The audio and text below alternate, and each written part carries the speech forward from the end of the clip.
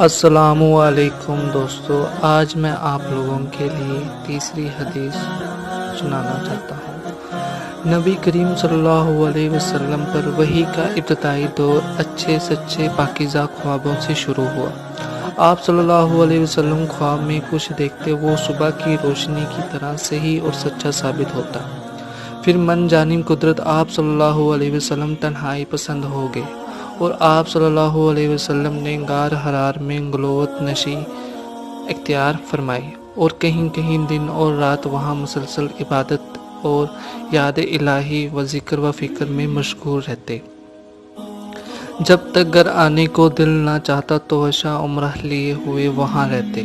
توشہ ختم ہونے پر ہی اہلیہ محترمہ خدیجہ رضی اللہ کے پاس تشریف لاتے اور کچھ توشہ ہمارا لے کر پھر وہاں جا کر خلوت گزر ہو جاتے۔ یہی طریقہ جاری رہا یہاں تک کہ آپ صلی اللہ علیہ وسلم پر حق منکشف ہو گیا اور آپ صلی اللہ علیہ وسلم غار حرار میں قیام پذیر تھے کہ اچانک جبرائیل علیہ السلام آپ صلی اللہ علیہ وسلم کے پاس حاضر ہوئے اور کہنے لگے کہ اے محمد پڑھو۔ آپ صلی اللہ علیہ وسلم نے فرماتے ہیں کہ میں نے کہا کہ میں پڑھنا نہیں جانتا۔ آپ صلی اللہ علیہ وسلم نے فرماتے ہیں کہ فرشتے نے مجھے پکڑ کر اتنے زور سے کھینچا کہ میری طاقت خواب دے گئی، پھر مجھے چھوڑ کر کہا کہ پڑھو۔ میں نے پھر یہ وہی جواب دیا کہ پڑھا ہوا نہیں ہوں۔ اس فرشتے نے مجھ کو نہایت ہی زور سے کھینچا کہ مجھ کو سخت تکلیف محسوس ہوئی۔ پھر اس نے کہا پڑھو۔ میں نے کہا میں پڑھا ہوا نہیں ہوں۔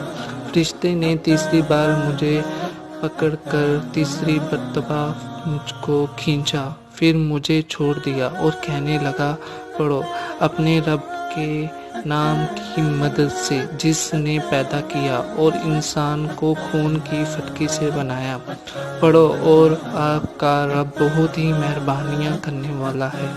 بس یہی آیتیں آپ صلی اللہ علیہ وسلم جبرائیل علیہ السلام سے سن کر حال میں غار حرار سے واپس ہوئے کہ آپ صلی اللہ علیہ وسلم کا دل انوکھے واقعہ سے کانپ رہا تھا۔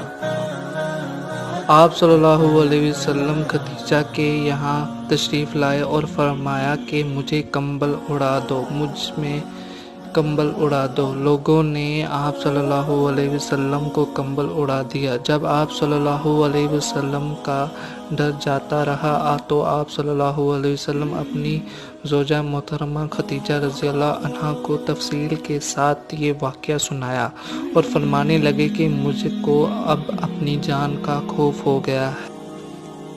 آپ صلی اللہ علیہ وسلم کی اہلیہ محترمہ خدیجہ رضی اللہ عنہا نے آپ صلی اللہ علیہ وسلم کی ڈھارس بندھائی اور کہا کہ آپ کا خیال صحیح نہیں ہے۔ اللہ کی قسم آپ کو اللہ کبھی رسوا نہیں کرے گا۔ آپ تو اخلاق فاضلہ کے مالک ہیں، آپ تو کنبہ پرور ہیں، آپ بے قصوں کا بوجھ اپنے سر پر رکھ لیتے ہیں، مفلوج کے لیے آپ کماتے ہیں، مہمان نوازی میں آپ کے بے مثال ہیں اور مشکل وقت میں آپ امر حق کا ساتھ دیتے ہیں۔ ایسے اوصاف خزانہ والا انسان بے وقت ذلت و خواری کی موت نہیں پا سکتا۔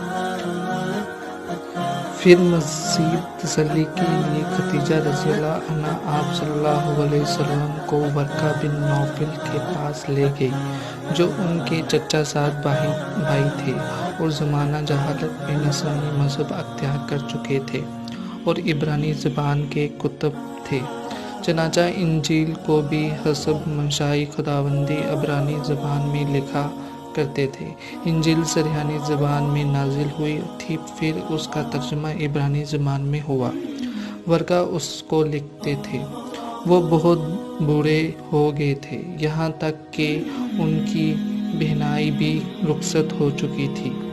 خدیجہ رضی اللہ عنہا نے ان کے سامنے آپ صلی اللہ علیہ وسلم کے حالات بیان کیے اور کہا کہ چچا زاد بھائی اپنے بھتیجے محمد صلی اللہ علیہ وسلم کی زبانی ذرا ان کی کیفیت سن لیجیے۔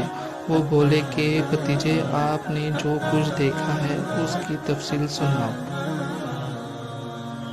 چنانچہ آپ صلی اللہ علیہ وسلم از اول تا آخر پورا واقعہ سنایا، جس سے سن کر ورقہ بے اختیار ہو کر بول اٹھے کہ یہ تو وہی ناموس ہے جسے اللہ نے موسیٰ علیہ السلام پر وحی دیکھ کر بھیجا تھا۔ کاش میں آپ کے اس عہد نبوت میں کے شروع ہونے پر جوان عمر ہوتا، کاش میں اس وقت تک زندہ رہتا جب کہ آپ کی قوم آپ کو شہر سے نکال دے گی۔ رسول اللہ صلی اللہ علیہ وسلم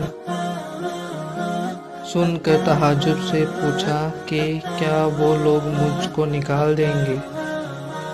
ورقہ بولا، ہاں یہ سب کچھ سچ ہے، مگر جو شخص بھی آپ کی طرح امر حق لے کر آیا، لوگ اس کے دشمن ہی ہوں گے۔